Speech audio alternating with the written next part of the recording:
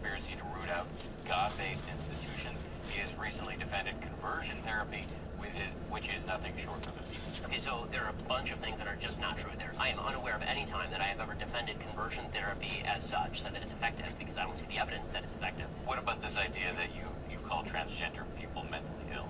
I do say that transgenderism is a mental illness, because it's gender dysphoria, it's a psychological disorder. So that's not an insult to people who suffer from psychological disorders. You are not doing a service to people who are suffering from a mental disorder to humor them by suggesting that their mental disorder is reflected in objective reality. It is important to note that the American Psychological Association does not define being transgender as a mental illness. A gender dysphoria diagnosis only applies if an individual experiences significant distress. It's actually a natural phenomenon, and they're committing suicide because they're depressed because people are mistreating them. Then I'm not for mistreatment, but I don't think that me suggesting that you're not a woman is mistreatment of you. Whether or not you agree with Shapiro, whether or not you think he's engaged in hate speech, there is little doubt that his speech is protected by the First Amendment. They won't let a Jewish guy come to a college campus and say what he wants to say. That's where we're at in America. That's ridiculous. At just past 6 o'clock, and with the protests heating up, Professor David Vergobi, who teaches a class on freedom of expression here, tells us that many college students today do not understand that speech is protected unless it directly incites violence. This is a public institution. It's a government entity. They have to guarantee the free speech rights of everyone, including Shapiro.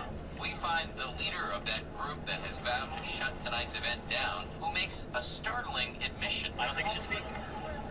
But that doesn't really conform with the First Amendment. I don't care. You don't care? I don't care. Why not? I don't think that's a relevant document right now. The Constitution is not a relevant document?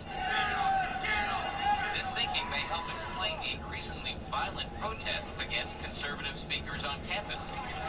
By shortly after 7 p.m. here at the University of Utah, Ben Shapiro is backstage ready to go on after his security team sneaked him into the building.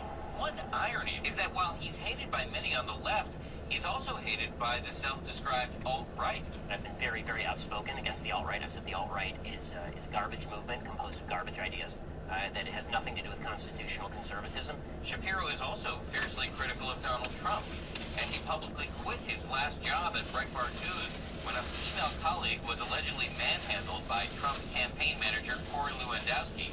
And Shapiro thought Breitbart failed to have her back. And I quit under very public circumstances because Breitbart had been turning itself into a Trump propaganda arm, and the alt-right really liked President Trump or then candidate Trump. What kind of blowback have you received?